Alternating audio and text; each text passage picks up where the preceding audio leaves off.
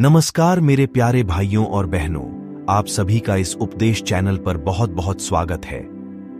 आज इस वीडियो में हम लोग जानेंगे महाभारत के युद्ध में पितामह भीष्म का वध कैसे हुआ। अभी तक आपने चैनल को सब्सक्राइब नहीं किया है तो जल्दी से कर ले ताकि अगले वीडियो का नोटिफिकेशन सबसे पहले आपके पास पहुंचे। तो चलिए वीडियो शुरू करते हैं। महाभारत के इस कड़ी में पांडवों और कौरवों के बीच भीषण युद्ध चल रहा था। भीष्म द्वारा बड़े पैमाने पर पांडवों की सेना को मार देने से घबराए पांडव पक्ष में भय फैल जाता है। तब श्री कृष्ण के कहने पर पांडव भीष्म के सामने हाथ जोड़कर उनसे उनकी मृत्यु का उपाय पूछते हैं। भीष्म कुछ देर सोचने पर उपाय बता देते हैं। इसके बाद भीष्म पांचाल तथा मत्स्य सेना का भयंकर संहार कर देते हैं। फिर पांडव पक्ष युद्ध क्षेत्र में भीष्म के सामने शिखंडी को युद्ध करने के लिए लगा देते हैं।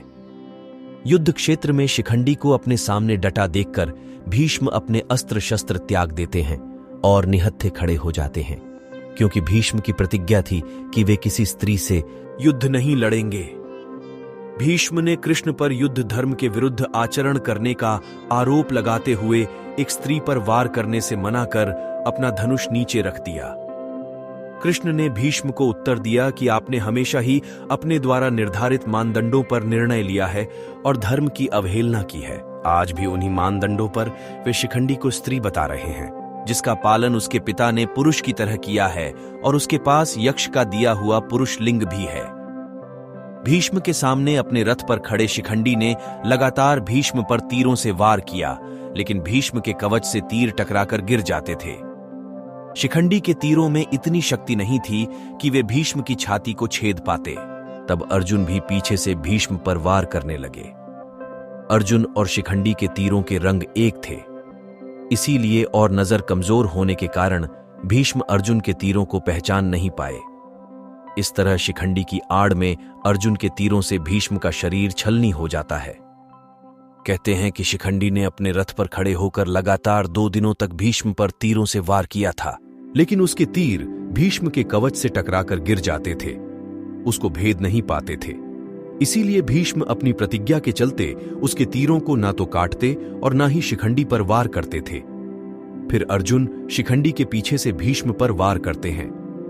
अर्जुन और शिखंडी के तीरों के रंग एक थे और दूसरा कारण यह कि भीष्म अपनी नजरें कमजोर होने के कारण तब अर्जुन भी पीछे से भीष्म पर वार करने लगे।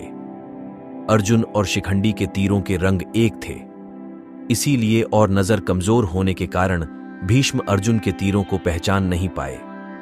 इस तरह शिखंडी की आड़ में अर्जुन के तीरों से भीष्म का शरीर छलनी हो जाता है। कहते हैं कि शिखंडी ने अपने रथ पर खड़े होकर लगातार 2 दिनों तक भीष्म पर तीरों से वार किया था। अर्जुन के तीरों से भीष्म का धनुष भी टूट जाता है। तब ऐसे में भीष्म अपने शरीर में ढंसे तीरों की परवाह न करते हुए अपने हाथ में तलवार लेकर रथ से उतरने लगते हैं। उसी समय उनका संतुलन बिगड़ता है और वे गिर पड़ते हैं और वे तीरों की शैया पर लेट जाते हैं। भीष्म के शरशैया पर लेटने की खबर फैलने पर कौरवों की सेना में हाहाकार मच जाता है। दोनों दलों के सैनिक और सेनापति युद्ध करना छोड़कर भीष्म के पास एकत्र हो जाते हैं। दोनों दलों के राजाओं से भीष्म कहते हैं, राजन्यगण, मेरा सिर नीचे लटक रहा है, मुझे उपयुक्त तकिया चाहिए। उनके एक आदेश पर तमाम राजा और योद्धा मूल्यवान और तरह तरह के तकिए ले आते हैं, किंतु भीष्म उनमें से एक को भी न लेकर मुस्कुराकर कहते हैं कि ये तकिए इस वीर शैया के काम में आने योग्य नहीं है राजन। फिर वे अर्जुन की ओर देखकर कहते हैं, बेटा, तुम तो क्षत्रिय धर्म के विद्वान हो, क्या तुम मुझे उपयुक्त तकिया दे सकते हो? कहते हैं कि आज्ञा पाते ही अर्जुन ने आंखों में आंसू लिए उनको अभिवादन कर भीष्म को बड़ी तेजी से ऐसे 3 बाण मारे जो उनके ललाट को छेदते हुए पृथ्वी में जा लगे। बस इस तरह सिर को सिरहाना मिल जाता है। इन बाणों का आधार मिल जाने से सिर के लटकते रहने की पीड़ा जाती रही। भीष्म यद्यपि शरशैया पर पड़े हुए थे, फिर भी उन्होंने श्री कृष्ण के कहने से युद्ध के बाद युधिष्ठिर का शोक दूर करने के लिए राजधर्म, मोक्ष धर्म और आपद धर्म आदि का मूल्यवान उपदेश बड़े विस्तार के साथ दिया।